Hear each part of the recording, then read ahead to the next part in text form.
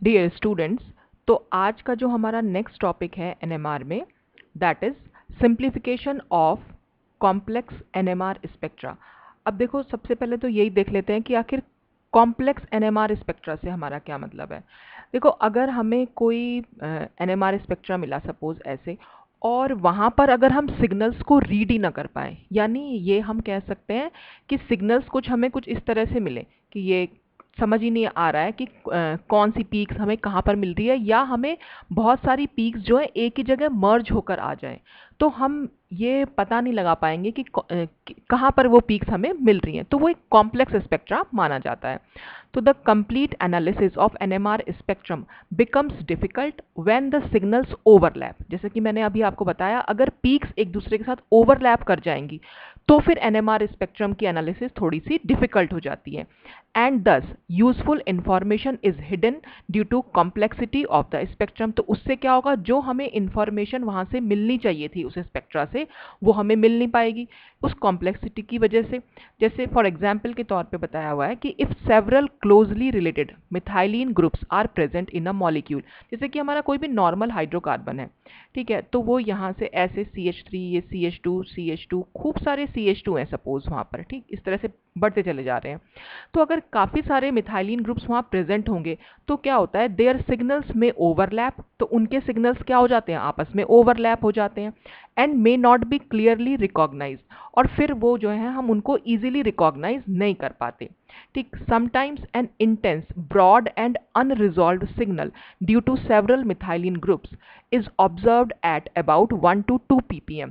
तो कई बार क्या होता है कि इन CH2 की जो पीक्स है वो सब हमें ना एक ब्रॉड सिग्नल के रूप में मिलती है। ठीक है, तो हम वो पर्टिकुलर मिथाइलिन ग्रुप का हमें एक किसी सिंगल मिथाइलिन ग्रुप का हमें कोई सिग्नल नहीं मिल पाएगा, मतलब एक सिंगल सिग्नल नहीं मिलेगा। मान लो अगर हम यहाँ पर 4 CH2 हैं, तो अगर ये सिग्नल हमें इस तरह से क्लियरली मिल जाए तो हम पता लगा सकते हैं कि भाई हाँ, यहाँ 4 CH2 हैं। लेकिन अगर ये इस तरह से कुछ मिल जाए, पूरा मिक्सअप होके मिलेगा, तो फिर ये पूरा ओवरलैप हो जाएगा। तो ये हमें, इसको हम मतलब एक ब्रॉड सिग्नल अगर हमें मिल जाए वहाँ पर, और ब्रॉड सिग्नल ही मिलता है कई बार, तो उससे क्या हो, और इस पूरे सिग्नल को हम ना मिथाइलिन एनवेलप बोल देते हैं। जब हमें बहुत सारे मिथाइलिन ग्रुप का कोई इंटेंस ब्रॉड सिग्नल मिल जाए तो उसको हम मिथाइलिन एनवेलप बोल देते हैं, और इस सिग्नल में हम ये नहीं पता लगा पाएंगे कि कितने मिथाइलिन ग्रुप्स यहाँ पर प्रेजेंट है, तो हमें पूरा का पूरा एक ब्रॉड सिग्नल मिल गया। तो इससे क्या है, कॉम्प्लेक्सिटी बढ़ जाती है स्पेक्ट्रम की, तो हम जो हमें इंफॉर्मेशन चाहिए कि कितने मिथाइलिन ग्रुप हैं, तो वो हमें नहीं मालूम पड़ पाते। तो when there is not much difference between the chemical shift and coupling constant, more complex यानी second order spectra are obtained. ये तो मैंने आपको बताया ही था, हम लास्ट वीडियो में फर्स्ट ऑर्डर और सेकेंड ऑर्डर स्पेक्ट्रा को डिस्कस कर किया हुआ है हमने। तो जब कभी भी delta nu upon J less than 10 होता है, या हम ये भी कह सकते हैं कि केमिकल शिफ्ट और कपलिंग कांस्टेंट की वैल्यू में बहुत ज़्यादा डिफरेंस ना हो, तब हमें हमेशा सेकंड ऑर्डर स्पेक्ट्रा जो हैं देखने को मिलते हैं। और सेकंड ऑर्डर स्पेक्ट्रा जो होते हैं वो काफ़ी कॉम्प्लेक्स होते हैं। तो उन्हीं सेकंड ऑर्डर स्पेक्ट्रा को अगर हमें फर्स्ट ऑर्डर स्पेक्ट्रा में चेंज करना हो, यानी कॉम्प्लेक्स स्पेक्ट्रा को हमें सिंपल स्पेक्ट्रा में चेंज करना हो, तो वो हम कैसे कर पाएंगे, बस उसी के मेथड हम यहाँ पर स्टडी करेंगे। तो the important methods for simplifying a NMR spectrum to get the maximum information are discussed as follows. तो कौन कौन से वो मेथड्स हैं, बस वही हम आज यहाँ पर डिस्कस करेंगे। तो सबसे पहला मेथड तो है हाई फील्ड स्ट्रेंथ, जो मैंने आपसे लास्ट वीडियो में डिस्कस भी किया था कि अगर हम अपने इंस्ट्रूमेंट की फील्ड स्ट्रेंथ को इंक्रीज कर दें, तब क्या होता है, सेपरेशन, पीक्स के बीच का सेपरेशन जो है वो इंक्रीज कर जाता है, और उसकी वजह से हम जो है सिग्नल्स को बहुत क्लियरली देख पाते हैं। तो एक सेकेंड ऑर्डर स्पेक्ट्रा को अगर हमें फर्स्ट ऑर्डर स्पेक्ट्रा में चेंज करना है, तो हम फील्ड स्ट्रेंथ को, यानी जो हम एक्सटर्नल मैग्नेटिक फील्ड दे रहे हैं, उसको हम इंक्रीज कर दें। अब देखो, वैसे तो ये लास्ट वीडियो में बहुत अच्छे से समझाया था, पर यहाँ पर भी हम थोड़ा सा समझाने की ट्राई करती हूँ मैं। We know that the chemical shift in hertz is directly proportional to the applied magnetic field. ये बात मैंने बेटा आपको लास्ट वीडियो में बताई थी कि केमिकल शिफ्ट की वैल्यू अगर हमारी ppm में है, तब तो क्या होगा कि कोई चेंज नहीं होता अगर हम मैग्नेटिक फील्ड की स्ट्रेंथ को कितना ही बढ़ा घटा दें। मतलब केमिकल शिफ्ट अगर ppm में है तो वो डिपेंड नहीं करता फील्ड स्ट्रेंथ पर, लेकिन अगर वो हर्ट्ज में है तो वो डायरेक्टली प्रोपोर्शनल होता है हमारे अप्लाइड मैग्नेटिक फील्ड के। ठीक है, यानी जैसे जैसे हम मैग्नेटिक फील्ड को इंक्रीज करेंगे, हर्ट्ज की वैल्यू भी हमारी इंक्रीज होती चली जाती है। Whereas the value of coupling constant in hertz remain constant in different applied magnetic field. लेकिन हमारा जो कपलिंग कांस्टेंट है, कपलिंग कांस्टेंट मतलब distance between the two peaks, दोनों पीक्स के बीच का जो डिस्टेंस है उसको हम जे से रिप्रेजेंट करते थे कपलिंग कांस्टेंट से। तो वो जो हमारा हर्ट्ज में होता है वो हमारे मैग्नेटिक फील्ड की स्ट्रेंथ पर डिपेंड नहीं करता। तो मैग्नेटिक फील्ड को हम कितना ही बढ़ा लें लेकिन सेपरेशन ऑफ द पीक जो है वो हमारा सेम रहेगा, अगर वो हमने हर्ट्ज में लिया हुआ है तो। ठीक है, तो on increasing the field strength the chemical shift separation delta nu, यानी दो सिग्नल्स के बीच का जो डिफरेंस है वो हम यहाँ बात करें, delta nu increases but the value of J remains constant. तो दो सिग्नल्स के बीच का डिफरेंस तो इंक्रीज करेगा अगर वो हमने हर्ट्ज में लिया हुआ है, लेकिन जो पीक्स के बीच का डिस्टेंस है वो वैसा का वैसा ही रहेगा, वो कांस्टेंट रहेगा चाहे हम मैग्नेटिक फील्ड को कितना ही बढ़ा दें। तो thus the multiplets which are overlapped at lower field are expected to separate out at high field strength. इससे होता क्या है, मैग्नेटिक फील्ड स्ट्रेंथ बढ़ाने से ये होता है कि जो वो बिल्कुल पास पास में हमारा ग्रुप, मतलब जो हमें कहते हैं कि ओवरलैपिंग ऑफ सिग्नल देखने को मिल रही थी वो ओवरलैपिंग नहीं मिल पाती, तो वो बिल्कुल क्लियरली हमें दिखाई देते हैं सिग्नल्स के रूप में, अलग अलग पीक्स हमें क्लियरली दिखाई देती हैं। तो in this way the NMR spectrometers operating at high magnetic fields, that is high radio frequencies, magnetic field high कह लीजिए या रेडियो फ्रीक्वेंसीज हाई कह लीजिए, give better resolution and relatively easily interpretable spectra. तो अगर हम हाई मैग्नेटिक फील्ड यूज करें या हाई रेडियो फ्रीक्वेंसी का एनएमआर यूज करें तो हमें एक बेटर रेजोल्यूशन यानी बहुत अच्छे से हम देख पाएंगे और उस स्पेक्ट्रा को इजीली इंटरप्रेट कर पाएंगे। जैसे फॉर एग्जांपल देखो यहाँ पर एक एग्जांपल लिया हुआ है हमारा, ये एक हमने एसिड लिया हुआ है 4-क्लोरोब्यूटेनोइक एसिड। ठीक, अब इसमें हमें देखो कितनी पीक्स हमें दिखाई देंगी, यहाँ पर Cl है स्टार्टिंग में, फिर CH2 है तो इसकी वजह से एक पीक मिलेगी, फिर ये जो मिडिल वाला CH2 है उसकी वजह से एक पीक मिलेगी, फिर जो ये कॉर्नर में CH2 है उसकी वजह से एक पीक मिलेगी, और ये COH की वजह से भी पीक मिलेगी पर उसको हम यहाँ डिस्कस नहीं कर रहे हैं। ठीक है, तो अभी फिलहाल आप ये समझिए हमारे पास 3 CH2 यहाँ पर दिखाई दे रहे हैं और 3 CH2 की वजह से हमें 3 सिग्नल्स, पीक की वजह से मैं कहूंगी कि इसको सिग्नल बोलना ज़्यादा सही रहेगा, तो 3 सिग्नल्स मिलेंगे और फिर ये 3 सिग्नल्स में आपस में स्पिन स्पिन स्प्लिटिंग होगी और उस स्प्लिटिंग की वजह से ये सिग्नल्स जो है मल्टीप्लेट्स में टूट जाएंगे। ठीक, तो इसमें क्या है, अगर हमने ये स्पेक्ट्रा लिया 60 मेगाहर्ट्ज पर, हमारा एनएमआर इंस्ट्रूमेंट जो है उसकी ऑपरेटिंग फ्रीक्वेंसी अगर हम 60 मेगाहर्ट्ज ले रहे हैं तो हमें पता है कैसा स्पेक्ट्रा दिखता है। ये जो मिडिल वाला स्पेक्ट्रा देख रहे हैं आप, ये वाला, ये एक सिग्नल दिखाई दे रहा है और यहाँ पर ये एक सिग्नल दिखाई दे रहा है, तो यहाँ पर ये सिग्नल्स हमें दिखेंगे। तो जो ये पहला वाला सिग्नल जो है, ये वाला सिग्नल, ये हमें इस CH2 की वजह से दिख रहा है जो Cl के पास में है, इसकी वजह से। और जो ये हमें दूसरा वाला सिग्नल मिल रहा है, ये सिग्नल देखना कितनी, ये पूरा मल्टीप्लेट्स की फॉर्म में मिल रहा है, तो ये किसका मिल रहा है, ये इन दोनों CH2 का मिल रहा है कंबाइन होके, यानी इस दोनों CH2 के सिग्नल्स ने एक दूसरे को ओवरलैप कर लिया है। तो हम ये यहाँ से हम केमिकल शिफ्ट जो है दोनों CH2 के लिए नहीं बता पा रहे हैं। ठीक है, वो बिल्कुल कंबाइन होके मिल रहा है। ठीक, अब अगर हम कर लें अपने ऑपरेटिंग फ्रीक्वेंसी को बढ़ा दें या हम कहें कि मैग्नेटिक फील्ड स्ट्रेंथ को बढ़ा दें, तो सपोज अब अगर हम इसी स्पेक्ट्रा को 200 मेगाहर्ट्ज पर लें, यानी हमारा एनएमआर इंस्ट्रूमेंट की फ्रीक्वेंसी अगर 200 मेगाहर्ट्ज है, तब देखो कितनी क्लैरिटी, थोड़ी सी क्लैरिटी बढ़ जाएगी। अब हमें सिग्नल मिलेगा ये वाले, इस वाले उस पर, यानी एक सिग्नल ये मिल रहा है, एक सिग्नल ये मिल रहा है और एक सिग्नल ये मिल रहा है, तो 3 ही सिग्नल मिलने थे, वो तीनों सिग्नल मिल रहे हैं मल्टीप्लेट की फॉर्म में। ठीक है, अब आप देख रहे हैं इन दोनों के बीच ये जो सिग्नल थे जब हम 60 मेगाहर्ट्ज पे लेते थे, इन दो सिग्नल्स के बीच का डिफरेंस देखो अब कितना बढ़ गया है। ठीक है, तो ये बढ़ गया है और क्लियरली हमें दिखाई दे रहा है कि भाई ये वाला जो पहला वाला था सिग्नल वो ClCH2 की वजह से है और ये दोनों सिग्नल्स भी अलग अलग हो गए हैं, तो ये दोनों इन दोनों CH2 की वजह से हैं। ठीक, फिर हम क्या करें, अगर इस 200 मेगाहर्ट्ज को और बढ़ा दें, ऑपरेटिंग फ्रीक्वेंसी 500 मेगाहर्ट्ज कर दें, तब आप देखिए तब हमें ये नीचे वाला इस तरह से मिलेगा। ठीक, और आप ये मत समझिए कि पीपीएम में दे रखी है, ये पीपीएम में तो दी होती है, स्पेक्ट्रा में ऊपर की साइड ना हर्ट्ज में भी दी हुई होती है यहाँ पर वैल्यू, तो पीपीएम यहाँ पर ना हर्ट्ज में भी दी हुई होती है, तो पीपीएम में तो अगर आप देखेंगे तो पीपीएम में चेंज नहीं होगा, लेकिन हर्ट्ज की वैल्यू में चेंज होता है, जो हर्ट्ज हम केमिकल शिफ्ट के लिए बोल रहे हैं। तो ठीक, तो जैसे ही हम 500 मेगाहर्ट्ज ले रहे हैं तो जो ये डिस्टेंस हमें 200 मेगाहर्ट्ज पे देखो इतना दिखाई दे रहा था, अब वो फिर ये डिफरेंस जो है बढ़ जाएगा। देख रहे हैं आप ये वाला डिफरेंस, ये जो ये डिफरेंस था यहाँ पर, ये जो मैंने अब डार्क लाइन की है, अब ये जो है इतना बढ़ गया है, ठीक। और जो ये डिफरेंस था इन दोनों सिग्नल के बीच का, अब वो भी बढ़ गया है, देखिए यहाँ पे बिल्कुल क्लियर। तो ये जो हमारी ये पहला जो सिग्नल मिल रहा था ये 500 मेगाहर्ट्ज के लिए, वो ClCH2, ये ClCH2 क्यों लिखा है कि वो वाली CH2 जो Cl के पास में है, ठीक है। और यहाँ पर लिखा है CH2COOH, ये मैंने मतलब लाइन आ गई है इसके ऊपर, तो ये CH2COOH है, यानी ये वो वाला CH2 है जो COH के पास है, तो ये सिग्नल उसकी वजह से मिला, ठीक। और जो ये वाला लास्ट वाला सिग्नल है ये सेंट्रल वाले CH2 की वजह से, यहाँ 3 ही CH2 थे ना, एक बीच में था सेंट्रल CH2, तो उसकी वजह से हमें ये सिग्नल मिल रहा है, ठीक। तो इससे क्या हो रहा है, जैसे जैसे हम फील्ड स्ट्रेंथ बढ़ा रहे हैं तो हमारा जो, इसी को हम कहते हैं कि ये बेटर रेजोल्यूशन मिल रहा है। पहले हमें एकदम यहाँ पर जो सिग्नल थे वो बिल्कुल एक दूसरे के ऊपर ओवरलैप हो रखे थे, तो वो हमें पता ही नहीं चल पा रहे थे।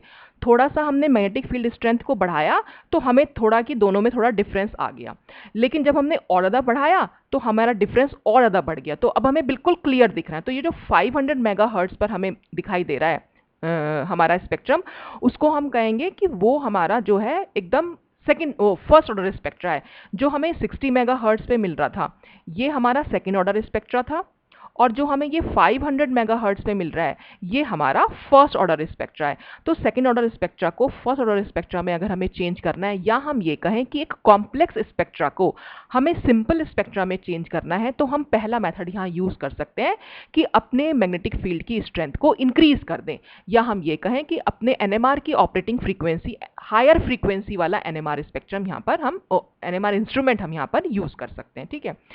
तो ये था हाई फील्ड स्ट्रेंथ करके हम सिंपल स्पेक्ट्रा को ले सकते हैं, मतलब कॉम्प्लेक्स स्पेक्ट्रा को सिंपल स्पेक्ट्रा में चेंज कर सकते हैं। अब दूसरा मेथड क्या है, दूसरा मेथड है स्पिन स्पिन डीकपलिंग, जिसको हम डबल इरेडिएशन भी बोल सकते हैं या डबल रेजोनेंस भी बोल सकते हैं। अब देखो इसमें क्या होगा, तो spin spin coupling between neighbouring nuclei splits their signal into multiplets, ये तो हमें पता ही है।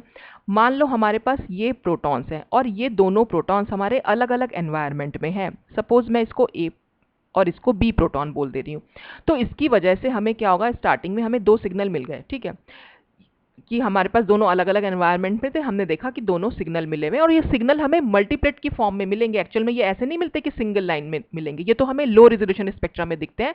जब हम हाई रेजोल्यूशन स्पेक्ट्रा में देखेंगे तो हम देखते ये हैं कि ये जो ए प्रोटॉन की वजह से हमें मिला है ये एक्चुअल में एक सिंगल लाइन नहीं है, ये डबलेट की फॉर्म में मिलता है, ये इस तरह से मिलेगा। और जो ये बी वाला है प्रोटॉन का सिग्नल, ये भी हमें डबलेट की फॉर्म में मिलेगा। तो यानी इनकी जो है स्प्लिटिंग हो जाती है, इसको हम स्पिन स्पिन स्प्लिटिंग बोलते हैं, ये स्पिन स्पिन कपलिंग भी बोल सकते हैं।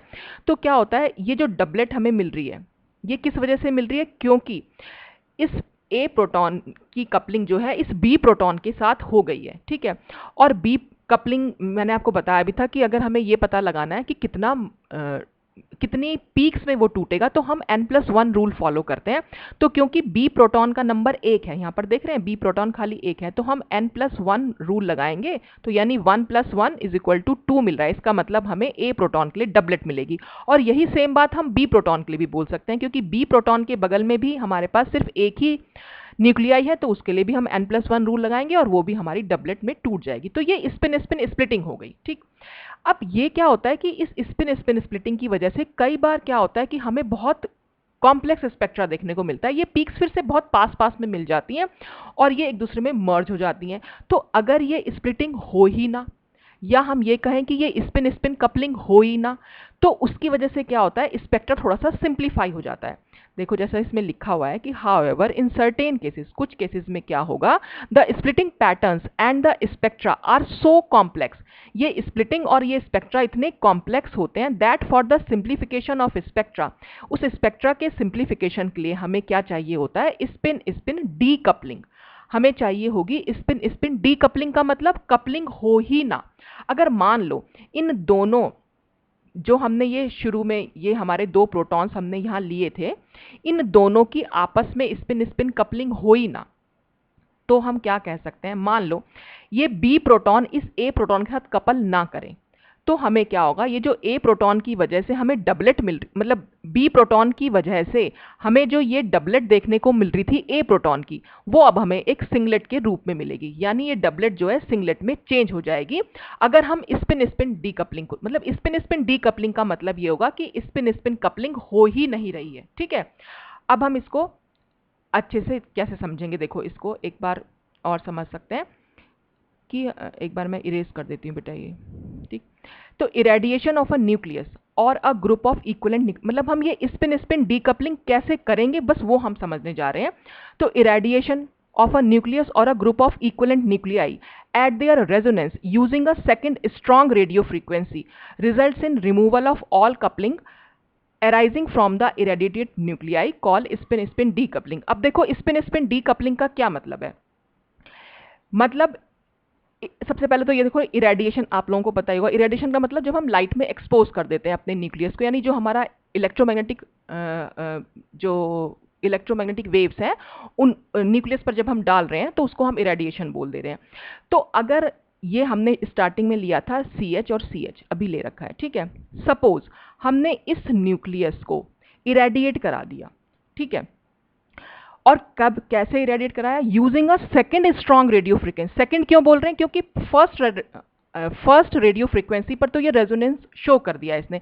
एक्चुअल में डबल इरेडिएशन में हम क्या, डबल इरेडिएशन क्यों कह रहे हैं, क्योंकि हम सेम टाइम पर दो रेडियो फ्रीक्वेंसी एक साथ यूज करते हैं। ठीक है, यानी इस प्रोटॉन पर हम ये दो रेडियो फ्रीक्वेंसी डालेंगे, ये आप समझ लीजिए, मैंने ये एरो बनाया, आप इसको दो रेडियो फ्रीक्वेंसी समझ सकते हैं। तो सेम टाइम पर हम ये दो रेडियो फ्रीक्वेंसी इस पर डालते हैं, तो ये जो सेकंड रेडियो फ्रीक्वेंसी है ये भी हम उस पर उसी समय डाल रहे हैं। ठीक है, तो इससे होगा क्या, इससे क्या होता है, इसकी वजह से इस वाले यानी पहले वाले प्रोटॉन यानी ए प्रोटॉन की जो कपलिंग हो रही थी अब वो कपलिंग नहीं होगी, और इसी को हम बोल रहे हैं स्पिन स्पिन डीकपलिंग। और जब अगर वो नहीं होगी तो ए प्रोटॉन का हमें जो है सिर्फ एक सिंगलेट मिलेगी, मतलब जो पहले हमें डबलेट मिल रही थी अब वो हमें सिर्फ सिंगलेट मिलेगी। ठीक है, तो डीकपलिंग का मतलब क्या हो गया, डीकपलिंग का मतलब हो गया decoupling a particular nucleus means eliminating the magnetic effect of that nucleus. Decoupling का मतलब ये हो गया कि हमने इसकी वजह से जो मैग्नेटिक फील्ड या जो मैग्नेटिक इफेक्ट ये ए न्यूक्लियस फील कर रहा था अब वो इसको फील नहीं कर पाएगा। ठीक है, तो क्या हो गया कि इसका जो इस न्यूक्लियस का मैग्नेटिक इफेक्ट जो है वो एलिमिनेट हो गया। देखो एक चीज और समझो, यहां पर हम इसकी डबलेट को क्यों दिखा रहे थे, ए की डबलेट क्यों मिल रही थी हमें, क्योंकि ये जो हमारा सेकंड वाला प्रोटॉन है इस प्रोटॉन की हमने स्पिन स्टेट दिखाई थी। देखो बेटा स्पिन स्पिन कपलिंग मैंने आपको पहले डिस्कस किया हुआ है और डबलेट कैसे बनती है वो सब मैंने आपको समझाया हुआ है। ठीक है, तो आप जो है वहां जाकर अगर आपने वो वीडियो नहीं देखा है तो फिर तो आपको यहाँ कुछ समझ में आएगा ही नहीं, और अगर आपने वो देखा है तो फिर आप इजीली इसको समझ सकते हैं। तो देखो अगर हमारे पास एक प्रोटॉन है, सपोज मैं एक प्रोटॉन मान के चल रही हूँ, तो वो प्रोटॉन की हमारे पास दो स्पिन स्टेट्स पॉसिबल हैं, एक अल्फा स्टेट बोलते हैं और दूसरी हम बीटा स्टेट बोलते हैं। तो सपोज ये हमारा जो ये कंपाउंड था ये वाला जो जिसमें CH प्रोटॉन है इसको हमने एक एक्सटर्नल मैग्नेटिक फील्ड में रखा हुआ है। ठीक, अब अगर एक्सटर्नल मैग्नेटिक फील्ड में रखा हुआ है तो ये जो बी वाला यानी जो दूसरा वाला हमारा जिसको मैंने ये इतना राउंड बना रखा है इतना सारा, अगर ये अल्फा स्पिन स्टेट में है तो इसके मैग्नेटिक फील्ड की डायरेक्शन अगर एक्सटर्नल मैग्नेटिक फील्ड जैसी ही है तो ये जो ए प्रोटॉन है ये थोड़ा सा डी शील्डेड हो जाता है, और अगर ये डी शील्डेड हो जाएगा तो जो हमारा सिग्नल हमें पहले यहां मिल रहा था CH का मतलब ए प्रोटॉन का, तो वो हमें थोड़ा सा यहां मिल जाएगा अब। ठीक है, ये यहां मिलेगा। ठीक, और अगर ये बी वाला प्रोटॉन हमारी बीटा स्पिन स्टेट में है यानी इसके मैग्नेटिक फील्ड की डायरेक्शन एक्सटर्नल मैग्नेटिक फील्ड के ठीक अपोजिट में है, तो क्या होगा कि ये थोड़ा सा डी शील्डेड हो जाएगा। अब जो हमारा ए प्रोटॉन है वो थोड़ा सा डी शील्डेड हो जाएगा और उसकी पोजीशन हो जाएगी थोड़ी सी ये शील्डेड हो जाएगा। देखो अगर यहां पहुंचा है तो डी शील्डेड है और अगर यहां है तो वो शील्डेड है, तो इसकी अल्फा स्पिन स्टेट्स की वजह से वो डी शील्डेड होगा और बीटा स्पिन स्टेट की वजह से वो शील्डेड होगा। तो क्या होगा, ये बीच वाला सिग्नल हमें दिखेगा ही नहीं, ये नहीं दिखता हमें सिंपल क्या होता है फिर हमें इस तरह से सिग्नल दिखाई देगा, ये ऐसे और ऐसे। ठीक है, तो ये वाला क्यों मिला, अल्फा स्पिन स्टेट के की वजह से, और ये हमें मिला बीटा स्पिन स्टेट की वजह से। ठीक, तो इसलिए और तो ये ओवरऑल इसका मैग्नेटिक इफेक्ट ही तो है, जिसकी वजह से ए प्रोटॉन जो है शील्डेड और डीशील्डेड फील कर रहा है। ठीक, लेकिन अगर हम ये कह रहे हैं कि हम जब इस सेकंड वाले प्रोटॉन को यानी बी प्रोटॉन को जब हम इरेडिएट करा रहे हैं, यानी डबल इरेडिएट करा रहे हैं, सेकंड रेडियो फ्रीक्वेंसी भी यहां पर यूज कर रहे हैं, तो क्या होता है, इस मैग्नेटिक, ये जो मैग्नेटिक पूरा का पूरा ये जो मैग्नेटिक इफेक्ट है, इस मैग्नेटिक इफेक्ट को ये ए प्रोटॉन जो है फील ही नहीं कर पाता, और जब ये फील ही नहीं कर पाता तो इसलिए इसकी कपलिंग यहां पर हो ही नहीं पाती, और ये स्प्लिटिंग नहीं हो पाती सिग्नल्स की, और ये जो डबलेट हमें मिल रही थी, डबलेट ना मिलकर अब हमें यहां पर इसकी जगह सिर्फ एक सिंगलेट मिलती है। ठीक, तो यही से भी इसमें समझाया हुआ है। तो ऐसा मतलब वही चीज मैं इसमें क्लियर कर रही हूं कि irradiation imparts extra energy which causes rapid transition between the different spin states of the irradiated group of nuclei। तो इरेडिएशन की वजह से होता क्या है, इस न्यूक्लियाई को जो है एक्स्ट्रा एनर्जी मिल जाती है। ठीक है, और एक्स्ट्रा एनर्जी की वजह से क्या होगा, ये न्यूक्लियाई कभी तो अल्फा में कभी बीटा में, ये ना बहुत रैपिड एक्सचेंज इन दोनों स्टेट्स में होता रहता है। इतनी जल्दी जल्दी ये स्पिन स्टेट्स चेंज होती रहती हैं कि जो नेबरिंग न्यूक्लियाई है इसके इस डिफरेंट स्पिन स्टेट्स को फील ही नहीं कर पाता। देखो पहले जो एक बार मैं फिर से इरेज कर दे रही हूं बेटा। देखो ये हमारा ए प्रोटॉन था CH, ये ऐसे ऐसे था, दोनों का अलग अलग सिग्नल था। ठीक है, और मैंने ये बी प्रोटॉन की अल्फा स्पिन स्टेट बनाई थी और फिर बीटा स्पिन स्टेट बनाई थी। ठीक है, और इन्हीं स्पिन स्टेट की वजह से ये ए न्यूक्लियाई जो था डी शील्डेड और शील्डेड फील कर रहा था। ठीक, और उसी की वजह से डबलेट मिल रही थी। लेकिन अगर ये बी वाला न्यूक्लियाई जिसकी मैंने अल्फा और बीटा स्पिन स्टेट बनाई है, ये जल्दी जल्दी से इनमें जाता आता रहेगा, मतलब अपनी स्पिन स्टेट्स को बहुत जल्दी जल्दी चेंज करता रहेगा, तो ओवरऑल जो मैग्नेटिक इफेक्ट इससे क्रिएट हो रहा है वो ये ए प्रोटॉन फील ही नहीं कर पाएगा, जिसकी वजह से वो कपलिंग हो पाती, जिसकी वजह से स्प्लिटिंग हो पा रही थी, वो फील ही नहीं कर पाता। और अगर वो एक एवरेज फील कर पाता है बस इन दोनों स्पिन स्टेट्स का, तो वो जब एवरेज फील कर पाता है तो इसलिए जो हमें पहले डबलेट मिल रही थी ए प्रोटॉन की, अब हमें वो सिंगलेट ही मिलेगी। तो स्पिन स्पिन कपलिंग यहां हो ही नहीं पाएगी, और इसी को हम स्पिन स्पिन डीकपलिंग बोल दे रहे हैं।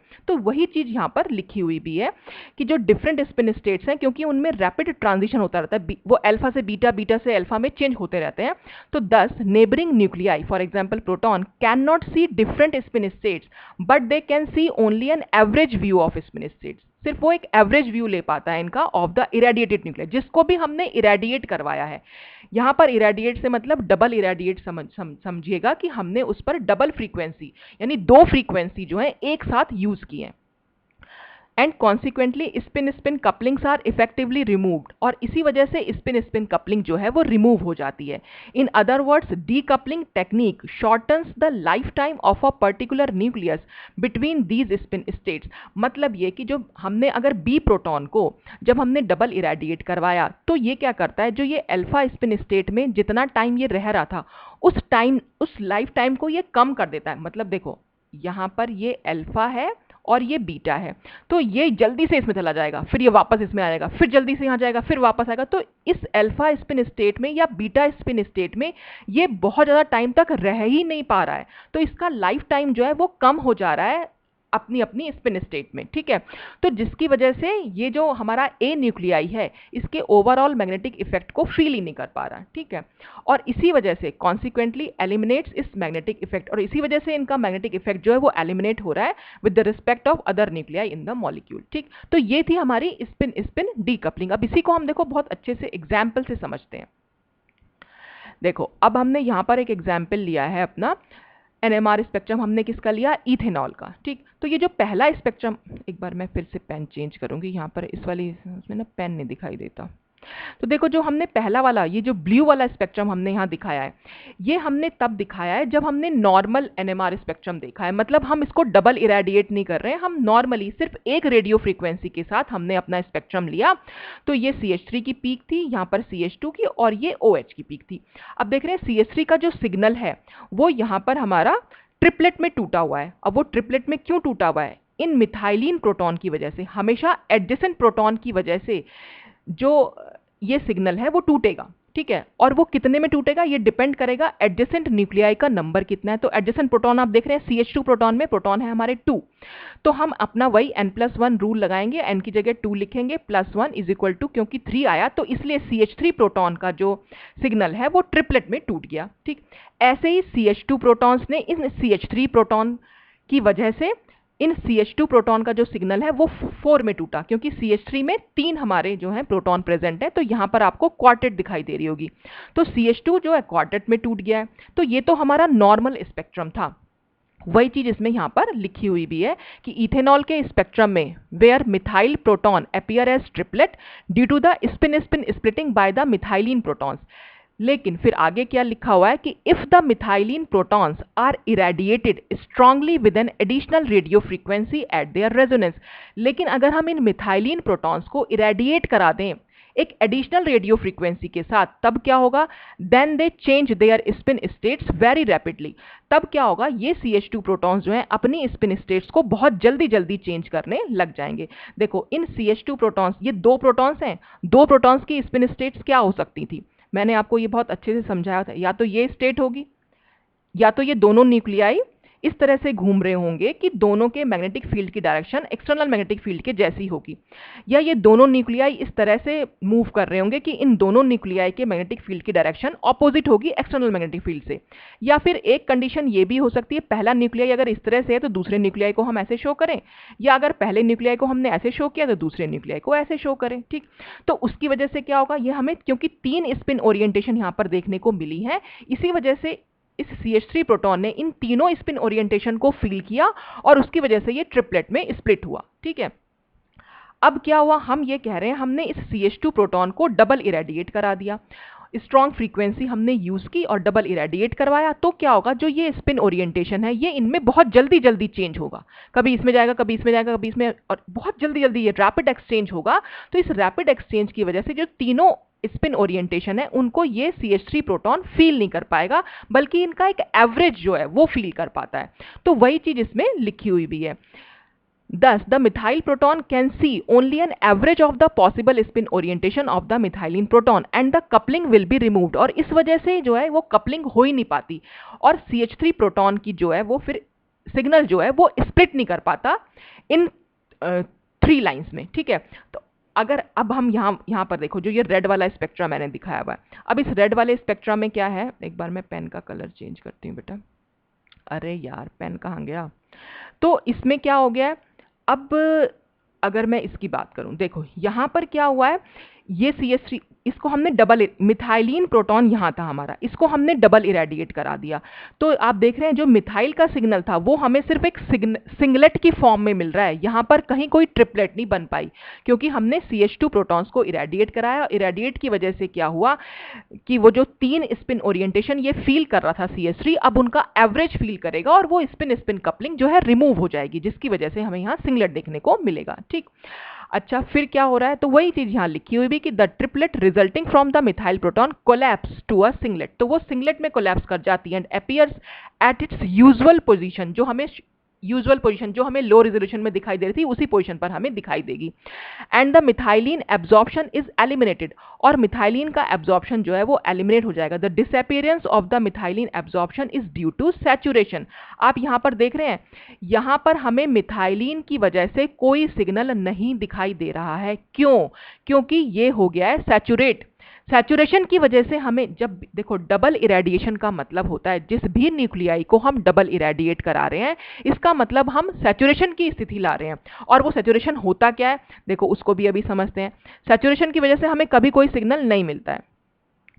अब देख लेते हैं कि वो ऐसा क्या होगा। देखो हमने ये देखा था, एक सेकेंड बेटा, हमारे पास लोअर एनर्जी स्टेट है और हायर एनर्जी स्टेट है। ठीक, अब सपोज हमने क्या ले रखे हैं, यहां पर लोअर एनर्जी स्टेट में हमेशा न्यूक्लियाई का नंबर ज्यादा होता है। ठीक है, ये सब कुछ बेटा मैंने एक बार पहले भी स्पेक्ट्रोस्कोपी में आपसे डिस्कस कर चुकी हूँ।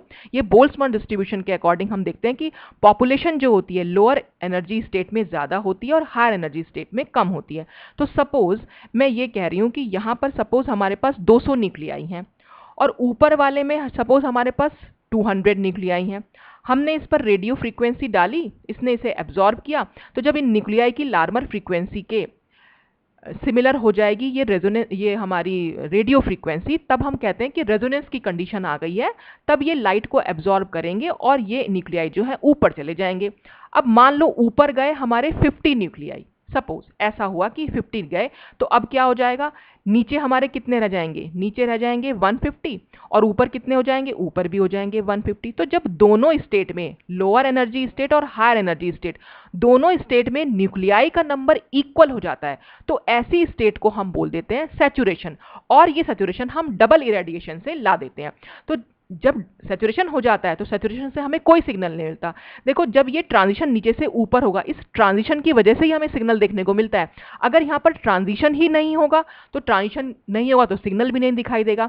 और सिग्नल हमें कब नहीं दिखाई देगा, जब नीचे और ऊपर दोनों एनर्जी स्टेट्स में हमें न्यूक्लियाई का नंबर इक्वल मिल जाता है। तो और ये इक्वल हम कैसे ला सकते हैं, डबल इरेडिएशन से। तो डबल इरेडिएशन क्योंकि हमने यहाँ करा दिया है, इसीलिए हमें यहाँ पर कोई भी सिग्नल जो है नहीं मिल रहा है मिथाइलिन प्रोटॉन का।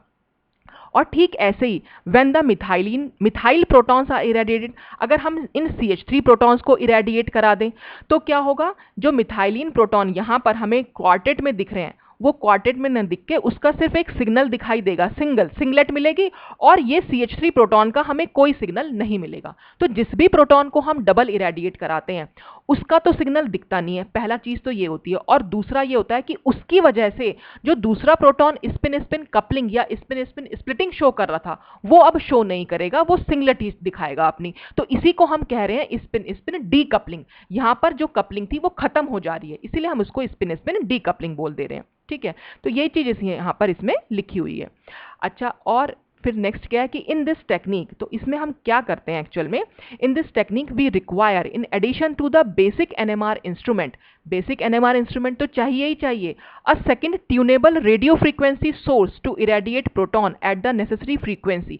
साथ ही साथ हमें जो चाहिए होता है सेकंड रेडियो फ्रीक्वेंसी सोर्स भी चाहिए। हमें यहाँ पर दो सोर्स चाहिए, एक नॉर्मल हमारा एनएमआर जो हम यूज करते हैं, और दूसरा रेडियो फ्रीक्वेंसी सोर्स भी यहां पर चाहिएगा, तभी हम साइमल्टेनियस यूज कर पाते हैं दोनों रेडियो फ्रीक्वेंसी को। ठीक है, तो since we are making simultaneous use of two radio frequency source, क्योंकि हम एक साथ दोनों रेडियो फ्रीक्वेंसी सोर्स को यूज कर रहे हैं, इसीलिए हम इसको बोल रहे हैं डबल रेजोनेंस या डबल इरेडिएशन। तो पहली बार तो इरेडिएट कर ही रहे थे, सेकेंड टाइम भी हम इसको डबल इरेडिएट कर रहे हैं दो रेडियो फ्रीक्वेंसी के साथ।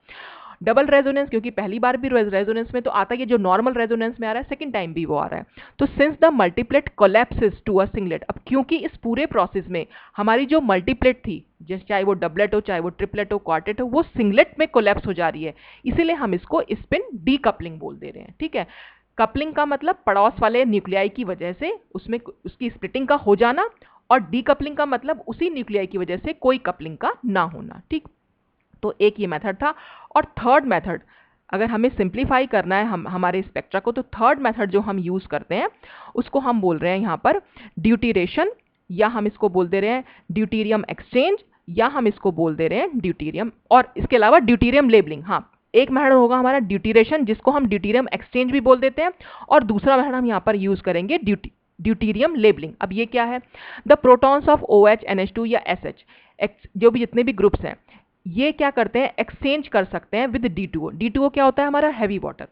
तो अगर ये प्रोटॉन्स की रिएक्शन हम करा दें D2O के साथ, तो ये इजीली एक्सचेंज हो जाते हैं हमारे ड्यूटीरियम से। तो जितने भी इसमें हाइड्रोजन प्रेजेंट हैं वो हाइड्रोजन रिप्लेस हो जाएंगे हमारे ड्यूटीरियम से। तो thus such groups are identified by exchange with D2O which causes their signal to disappear from the spectrum।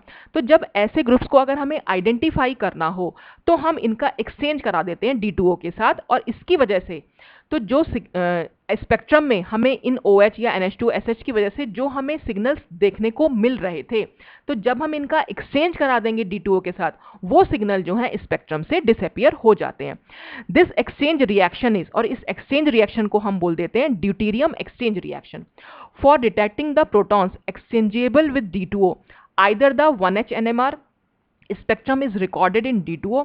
तो अगर हमें ये प्रोटॉन्स को डिटेक्ट करना है जो प्रोटॉन्स D2O के साथ एक्सचेंज हो रहे हैं, तो या तो हम इस 1H NMR स्पेक्ट्रम को रिकॉर्ड करेंगे D2O में, हैवी वाटर में, या हम क्या करेंगे अपने सैंपल में थोड़ी 1-2 ड्रॉप्स डाल देंगे D2O की, तो few drops of D2O are added to the sample. जैसे एग्जाम्पल के तौर पे अगर हमने देखा when a little D2O is added to ROH, हमने कोई एल्कोहल लिया हुआ है, उस एल्कोहल में हमने D2O को ऐड कर दिया, तो then due to rapid exchange, तो उस रैपिड एक्सचेंज की वजह से क्या होगा, ROH जो है ROD बन जाएगा। कैसे, देखो ये रिएक्शन यहाँ पर दे रखी है, ये ROH एक D यहाँ चला गया है और ये H जो है यहाँ आ गया है, ठीक है।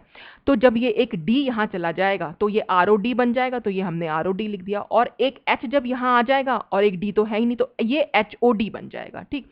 तो अब यहाँ पर क्योंकि ये ROD हो गया है, तो अब हमें जो वो एल्कोहलिक ग्रुप की वजह से स्पेक्ट्रम देखने को मिल रहा था जब हमने D2O नहीं डाला था, तो OH की वजह से जो हमें पीक मिल रही थी D2O डालने के बाद वो पीक जो है डिसअपियर हो जाएगी। तो the signal for the alcoholic OH proton normally observed in ROH, जो नॉर्मली हमें देखने को मिलती है, will disappear and instead a signal due to HOD proton will appear in the 1H NMR spectrum. तो उस OH की वजह से तो हमें कोई सिग्नल वहां पर नहीं मिलेगा, बल्कि HOD की वजह से वहां सिग्नल देखने को मिलेगा। Deuterium is easily introduced into a molecule, deuterium को हम बहुत इजीली मॉलिक्यूल में इंट्रोड्यूस कर सकते हैं, and it's presence in a molecule is not detected in the 1H NMR spectrum, और इसकी वजह से हमें NMR स्पेक्ट्रम में ड्यूटेरियम की कोई पीक नहीं देखने को मिलेगी। क्यों? Because it absorbs at different field strength. देखो बेटा, प्रोटॉन NMR अगर हम यूज कर रहे हैं तो उसकी प्रोटॉन के एब्जॉर्ब करने का फील्ड स्ट्रेंथ जो है वो अलग है। प्रोटॉन अलग फील्ड पर एब्जॉर्ब करेगा, यानी उसकी रेजोनेंस फ्रीक्वेंसी जो है अलग है, ड्यूटेरियम की रेजोनेंस फ्रीक्वेंसी अलग है। तो जो रेडियो फ्रीक्वेंसी हम 1H NMR में यूज कर रहे हैं उस फ्रीक्वेंसी पर ड्यूटेरियम कोई सिग्नल नहीं देता, तो इसी वजह से हम फिर स्पेक्ट्रम को डिफ्रेंशिएट भी कर पाते हैं, ठीक है। तो फिर क्या लिखा है, that this technique which is employed for detecting the presence of OH NH groups is called deuteration, और इसी टेक्निक को जिसमें हम इन OH और NH या SH ग्रुप्स की प्रोटॉन को डिटेक्ट कर पा रहे हैं, इसी को हम ड्यूटेरेशन बोल देते हैं। तो for the deuterium exchange technique 2 spectras are run, और इसके लिए हमें क्या करना पड़ेगा, 2 स्पेक्ट्रा रन कराने पड़ते हैं।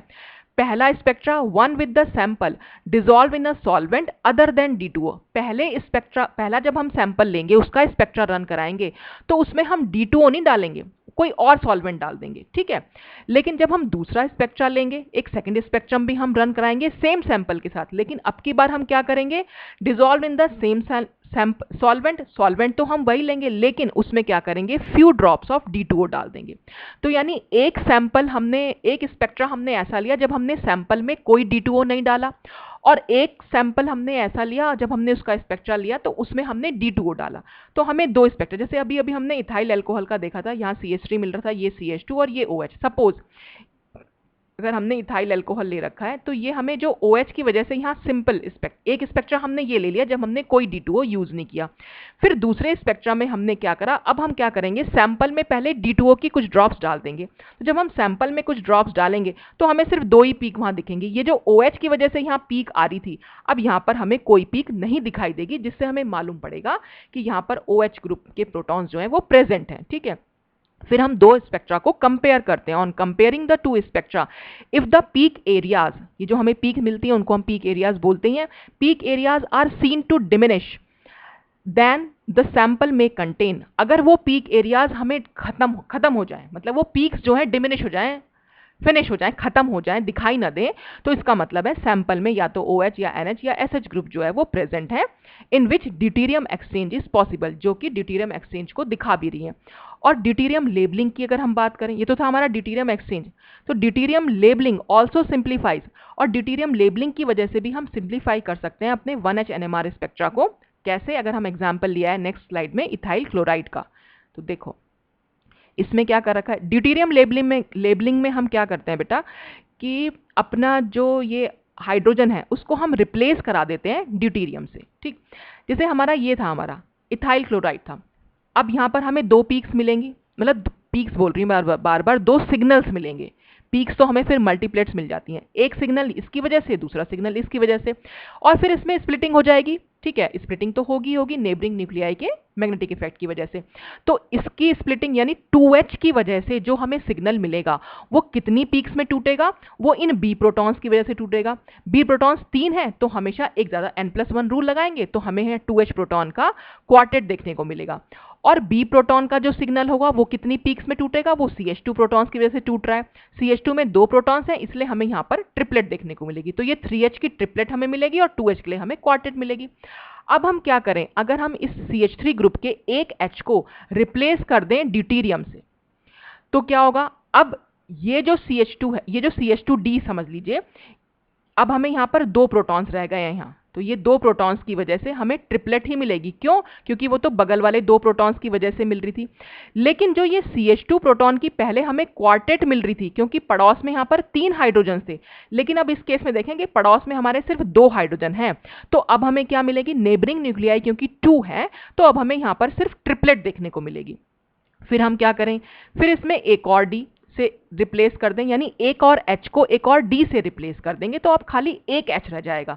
तो यहाँ पर 1H रह गया, इसकी तो हमें ट्रिपलेट ही मिलेगी क्योंकि इसके नेबरिंग में हमारे 2 न्यूक्लियाई है। लेकिन जो CH2, ये जो 2 प्रोटॉन्स की जो पीक हमें स्टार्टिंग में क्वार्टेट मिली थी फिर हमें ट्रिपलेट मिली थी, अब हमें वो डबलेट मिलेगी। क्यों? क्योंकि इसके नेबरिंग न्यूक्लियाई खाली 1H रह गया है तो हमें ये डबलेट मिली। फिर हम क्या करें, इस H को भी रिप्लेस कर दें और यहाँ पर हम सारे D ले आए। तो अब इस CD3 की वजह से तो हमें कोई पीक मिलेगी ही नहीं क्योंकि हम 1H NMR स्पेक्ट्रम ले रहे हैं और ड्यूटेरियम की वजह से हमें यहाँ पर कोई सिग्नल नहीं मिलेगा। ठीक है, और जब ड्यूटेरियम की वजह से कोई सिग्नल नहीं मिलेगा तो यहाँ पर हमने कोई सिग्नल दिखाया भी नहीं है। और जो ये CH2 प्रोटॉन है, ये 2 प्रोटॉन्स की वजह से हमें सिंगलेट ही मिलेगी क्योंकि पड़ोस में कोई न्यूक्लियाई नहीं है तो ये स्प्लिट भी नहीं होगा सिग्नल, तो वो हमें सिंगलेट ही देखने को मिलता है। तो ये था ड्यूटेरियम एक्सचेंज या ड्यूटेरियम लेबलिंग। इसकी वजह से भी हमारा जो कॉम्प्लेक्स स्पेक्ट्रा है जिसमें हमें इतनी सारी पीक्स देखने को मिल रही थी वो हम कम कर सकते हैं उसको। ठीक है, तो कॉम्प्लेक्स स्पेक्ट्रा को सिंपल स्पेक्ट्रा में हम चेंज कर सकते हैं। अच्छा, नेक्स्ट हमारा लास्ट मेथड हमारा क्या आता है, यूज ऑफ शिफ्ट रिएजेंट्स। अब शिफ्ट रिएजेंट्स को कैसे हम यूज कर सकते हैं, शिफ्ट रिएजेंट्स का नाम से ही क्लियर हो रहा है, ऐसे रिएजेंट्स जो केमिकल शिफ्ट की वैल्यू को शिफ्ट कर दें। ठीक है, इसलिए हम इनको शिफ्ट रिएजेंट बोल देते हैं। ठीक, केमिकल शिफ्ट रिएजेंट्स भी बोल सकते हैं इनको। तो shift reagents provide a useful method for spreading out 1H NMR absorption pattern which normally overlap. जो हमारे नॉर्मली ओवरलैपिंग हमें देखने को मिल रही थी सिग्नल की, अगर हम शिफ्ट रिएजेंट यूज करें तो वो ओवरलैपिंग को हम दूर कर सकते हैं without increasing the strength of the applied magnetic field. Applied magnetic field की स्ट्रेंथ को हमें इंक्रीज भी नहीं करना पड़ेगा। मान लो हमारे पास 100 मेगाहर्ट्ज ही है, ठीक है, और 100 मेगाहर्ट्ज पर हमें जो पीक्स मिली थी वो बिल्कुल पास पास मिल रही थी, हम डिटेक्ट नहीं कर पा रहे थे। तो अगर हम फील्ड स्ट्रेंथ बढ़ा देंगे या हम 500 मेगाहर्ट्ज ले लेंगे तो फिर ये हमें दूर दूर पीक्स मिलेंगी, तब तो हम डिफ्रेंशिएट कर पाएंगे। लेकिन मान लो हमारे पास सिर्फ 100 मेगाहर्ट्ज का इंस्ट्रूमेंट हो, नहीं हो हमारे पास 500 मेगाहर्ट्ज का, क्योंकि जैसे जैसे मेगाहर्ट्ज बढ़ते चले जाएंगे इंस्ट्रूमेंट की वैल्यू भी, जो कॉस्ट होती है वो भी बढ़ती चली जाती है। ठीक है, अरे भैया ये क्या आया है, हमें नहीं चाहिए। ठीक है, वो तो अरे बाबा, लो भाई नहीं चाहिए। ठीक, तो ना हो हमारे पास वो 500 मेगाहर्ट्ज तो हम इंक्रीज नहीं कर पाएंगे अपनी फील्ड स्ट्रेंथ को, तो हम क्या करेंगे, तब हम यूज कर लेते हैं शिफ्ट रिएजेंट्स को। ठीक है, तो शिफ्ट रिएजेंट क्या करते हैं, शिफ्ट रिएजेंट्स आर यूजुअली क्या होते हैं, पहले तो यही देख लो, enolic beta carbonyl complexes of lanthanide metals. जो हमारे लेंथेनाइड मेटल्स होते हैं, लेंथेनाइड मेटल आयंस होते हैं एक्चुअल में, उनके बीटा डाई कार्बोनिल कॉम्प्लेक्सेस होते हैं। और ये कॉम्प्लेक्सेस जो होते हैं वो थोड़े से लुईस एसिड्स होते हैं, माइल्ड लुईस एसिड्स होते हैं। लुईस एसिड्स का मतलब क्या होगा, जो प्रोटॉन को इजीली एक्सेप्ट कर पाए। तो लेंथेनाइड मेटल आयंस हैं तो पॉजिटिवली चार्ज आयंस होते हैं। तो more commonly used shift reagents are, ये है यूरोपियम के हैं ये। ठीक है, ये FOD और ये DPM। अब इनकी फुल फॉर्म बेटा यहाँ पर लिखी हुई है, देखो कॉमन स्ट्रक्चर ये होता है। ठीक है, जो ये आपके सामने बनी रखा है, ये जो जितना भी ये पूरा का पूरा स्ट्रक्चर दिखाया है, इसके यहाँ पर हमने ये 3 मोल्स ले रखे हैं, यहाँ पर ये यूरोपियम लिया हुआ है, ये यूरोपियम से कनेक्टेड है, ये पॉजिटिव चार्ज है, यहाँ पर नेगेटिव चार्ज है। ठीक है, तो ये जो है इससे बिल्कुल कनेक्टेड रहते हैं। और यहाँ पर जो ये R हमने लिया हुआ है, अगर R की जगह हम टर्शरी ब्यूटाइल ले लें तब तो ये बन जाएगा ये वाला कॉम्प्लेक्स जिसकी फुल फॉर्म यहाँ पर लिखी हुई है। और अगर हम इसी R को C3F7 ले लें तब हमारा कॉम्प्लेक्स बन जाएगा ये, और इसकी फुल फॉर्म लिखी हुई है यहाँ पर। ठीक, तो ये हमारे शिफ्ट रिएजेंट हैं। तो ये शिफ्ट रिएजेंट की वजह से होगा क्या, देखते हैं नेक्स्ट स्लाइड में। तो 1H NMR spectrum of n hexanol, हमने एन हेक्सेनॉल ले लिया, ये फिगर फर्स्ट में हमने दिखाई रखा है, which is the normal record, ये हमने नॉर्मली लिया है जब हमने कोई शिफ्ट रिएजेंट अपने सैंपल में नहीं यूज किया। तो in this spectrum the high field triplet is distorted which represents the absorption of a methyl group adjacent to a CH2 group. देखो इसमें क्या हो रखा है, ये आप पूरा देख ही पा रहे होंगे एन हेक्सेनॉल। तो ये जो कॉर्नर में CH3 ग्रुप है, इसकी आप देख पा रहे हैं, ये हमें यहाँ पर ये वाला सिग्नल, ये एकदम डिस्टॉर्टेड ट्रिपलेट मिल रही है। ट्रिपलेट तो मिलनी चाहिए थी क्योंकि पड़ोस में इसके CH2 है, N+1 रूल लगाएंगे तो इसकी हमें ट्रिपलेट दिखनी चाहिए थी, लेकिन अगर हमने नॉर्मली इसको ऑब्जर्व किया तो हमें ये डिस्टॉर्टेड ट्रिपलेट मिल रही है। ठीक, अब फिर क्या है, low field broad multiplet is due to the methylene group adjacent to the hydroxyl group.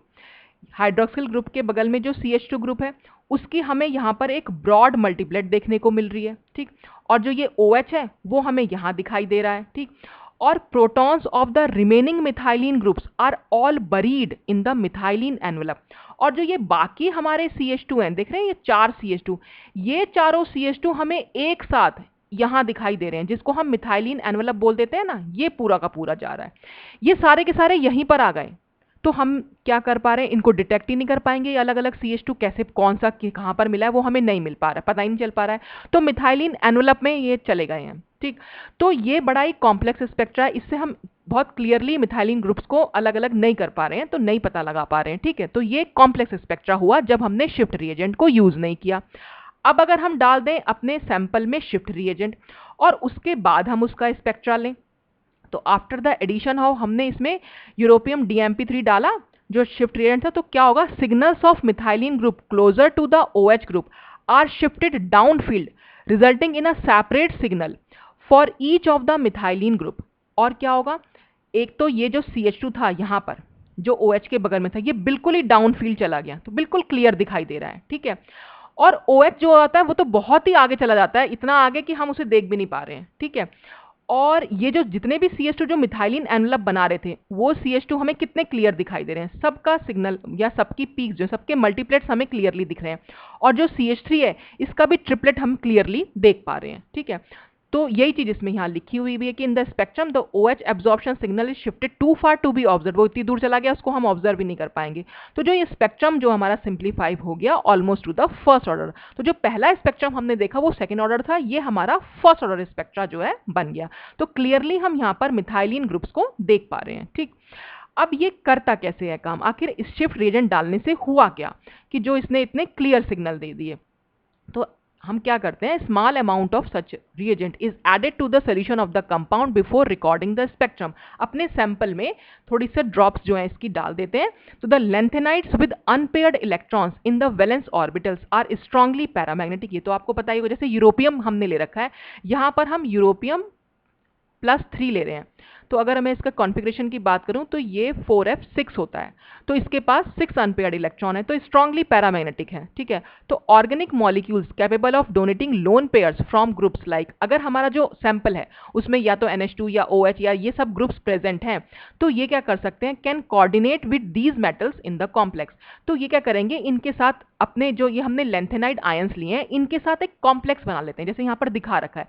ये हमारा शिफ्ट रिएजेंट है जिसपे हमने मेटल आयन दिखा रखा है, उस पर पॉजिटिव चार्ज दिखा रखा है, और ये हमारा ऑर्गेनिक कंपाउंड है जिसमें कोई लोन पेयर स्पीशीज प्रेजेंट है, मतलब लोन पेयर वाली स्पीशीज जो है वो प्रेजेंट होनी चाहिए हमारे ऑर्गेनिक कंपाउंड में, तभी हम शिफ्ट रिएजेंट को यूज करेंगे, तभी हमारा जो है कॉम्प्लेक्स स्पेक्ट्रा सिंपल स्पेक्ट्रा में हम चेंज कर सकते हैं। ठीक है, तो ये दिखा रखा है। तो यहाँ पर क्या है, ये तो हमारा काम करेगा एक लुईस एसिड की तरह, और ये जो हमारा ऑर्गेनिक मॉलिक्यूल है ये काम करेगा लुईस बेस की तरह। तो ये इसके साथ कोऑर्डिनेट करके ये इस तरह से एक कॉम्प्लेक्स फॉर्म कर लेता है।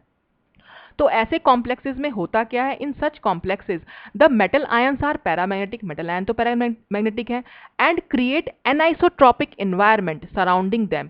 तो ये पैरामैग्नेटिक आयंस ऐसे कॉम्प्लेक्सेस में एनाइसोट्रॉपिक एनवायरनमेंट क्रिएट कर देते हैं, और इस एनाइसोट्रॉपिक एनवायरनमेंट की वजह से ही it causes a significant shift in the proton resonances of the organic compound, और इन्हीं एनाइसोट्रॉपिक एनवायरनमेंट की वजह से ये शिफ्ट हमें देखने को मिलता है। केमिकल शिफ्ट जो ये शिफ्ट कर गई ना वैल्यू, मतलब जो हमें अभी हमने मिथाइलिन प्रोटॉन ऐसे ऐसे देखे थे, फिर ये दूर दूर हमें जो दिखाई देने लगे, तो ये शिफ्ट की वैल्यू जो है चेंज हो गई। तो जो शिफ्ट की वैल्यू चेंज हुई वो क्यों? क्योंकि ये एनाइसोट्रॉपिक एनवायरनमेंट देखने को मिला, और क्योंकि ये सिग्निफिकेंट शिफ्ट हमें प्रोटॉन रेजोनेंसेस में देखने को मिल रहा है, इसीलिए हम इनको शिफ्ट रीएजेंट बोल देते हैं। And a spectrum with well separated signal is obtained, और इसी वजह से हमें वो सिग्नल्स जो है वेल सेपरेटेड देखने को मिलते हैं। तो shifts in the peak position both upfield and downfield are observed. तो ये जो पीक की पोजीशन में शिफ्ट्स हैं वो हमें डाउनफील्ड भी देखने को मिल सकते हैं, वो हमें अपफील्ड भी देखने को मिल सकते हैं। तो अभी हमने यूरोपियम का जो कॉम्प्लेक्स यूज किया वो जनरली हमें डाउनफील्ड शिफ्ट दिखाता है, ठीक है। और lanthanides differ with respect to this effect, और लेंथेनाइट्स जो होते हैं इसी इफेक्ट, मतलब या तो वो अपफील्ड करेंगे या वो डाउनफील्ड करेंगे, तो इसी इफेक्ट के रिस्पेक्ट में एक दूसरे से डिफर भी करते हैं। जैसे कि europium complexes generally produce downfield shift, जैसा कि मैंने आपको बताया हायर डेल्टा वैल्यू शो करते हैं, वेयर प्रेसियोडाइमियम कॉम्प्लेक्सेस जो होते हैं, जो प्रेसियोडाइमियम के कॉम्प्लेक्सेस होंगे वो produce upfield shift, lower delta value show करते हैं।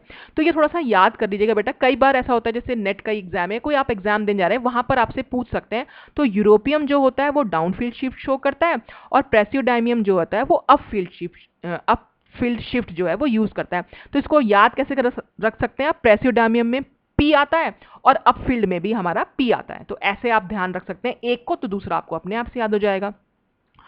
The amount of the shift change, अब कितना शिफ्ट होगा, शिफ्ट का अमाउंट कितना होगा, वो किस चीज पर डिपेंड करता है? Depend on the distance separating the lanthanide ion from the proton group, कि वो जो लेंथेनाइड आयन है वो प्रोटॉन से कितना दूर है। तो जितना पास में होगा उतना वो डाउनफील्ड करेगा, क्योंकि एनाइसोट्रॉपिक इफेक्ट जो वो उसको कर रहा है, एनाइसोट्रॉपिक एनवायरनमेंट जो दे रहा है वो, तो उसके जितना पास में होगा उतना ज़्यादा इफेक्ट देगा, चाहे वो डाउनफील्ड कर रहा हो चाहे वो उसको अपफील्ड कर रहा हो। तो जितना पास में होगा उतना ज़्यादा उसको वो एनाइसोट्रॉपिक एनवायरनमेंट दे पाएगा, ठीक है। तो डिस्टेंस पर ये डिपेंड करता है। And the concentration of the shift reagent, और डिपेंड करता है शिफ्ट रीजेंट की कॉन्सेंट्रेशन कितनी है, ठीक है। तो ये दो चीज़ों पर ये अमाउंट जो है शिफ्ट चेंज का डिपेंड करता है। तो ये हमारे जो थे 4 मेथड थे जो हमने आज डिस्कस किए कि हम अपने कॉम्प्लेक्स स्पेक्ट्रा को सिंप्लीफाई कैसे कर सकते हैं। तो आज के टॉपिक के लिए तो बस इतना ही है, बाकी हम नेक्स्ट टॉपिक फिर नेक्स्ट वीडियो में डिस्कस करेंगे। तो आज के लिए बस इतना ही। Thanks for watching.